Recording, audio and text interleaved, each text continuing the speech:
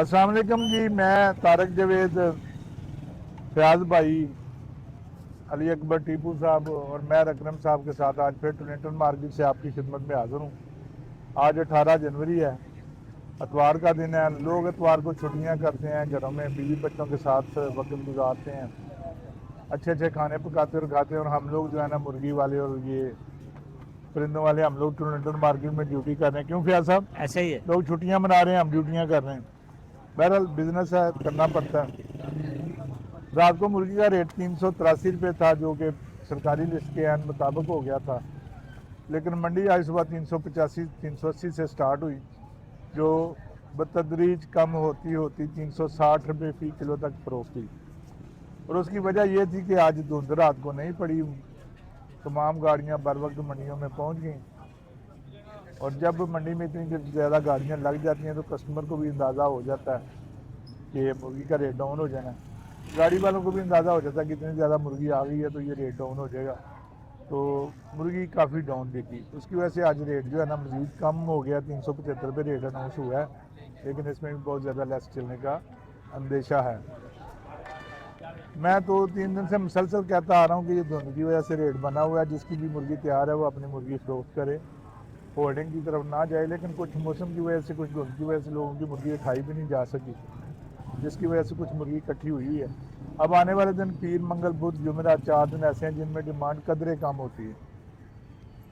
तो उस डिमांड में कमी जो है ना, वो रेट में कमी की सूरत में सामने आएगी।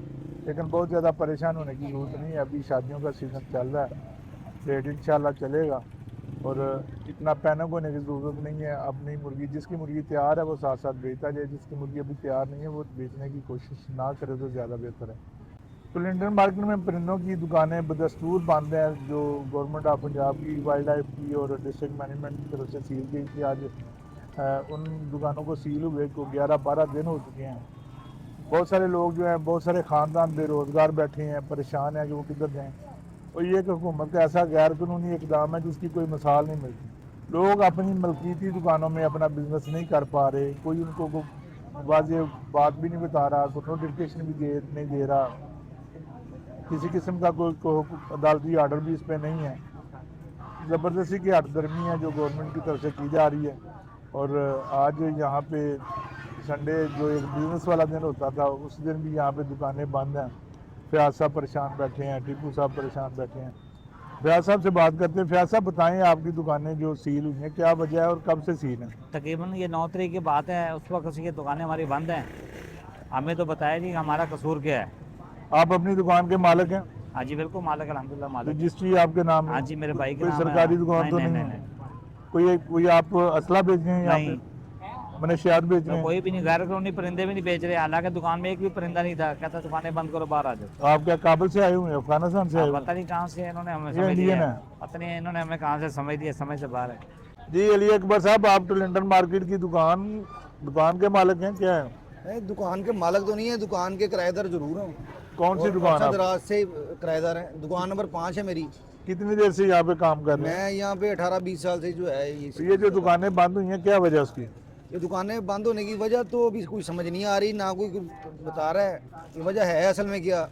देखिए बातों के साथ तो कोई भी चक्कर नहीं है। हम तो उस चीज़ को मानते हैं कि जो पढ़ी लिखी बात हो, कोई लिख के दे हमें कि यार ये आप गैर कानूनी काम कर रहे हैं और ये आपसे परेशानी है और ये आपसे मसला है और इस वजह से आपका काम बंद है। आपके कहने का मतलब कि आप कानूनी काम कर रहे हैं? अल्हम्दुलिल्लाह हम कानूनी काम कर रहे हैं। कोई गैर कानूनी कोई काम गैर नहीं कर कानूनी, रहे? कोई करप्शन। फिर क्या वजह, क्या हुकूमत की दुश्मनी है आपसे?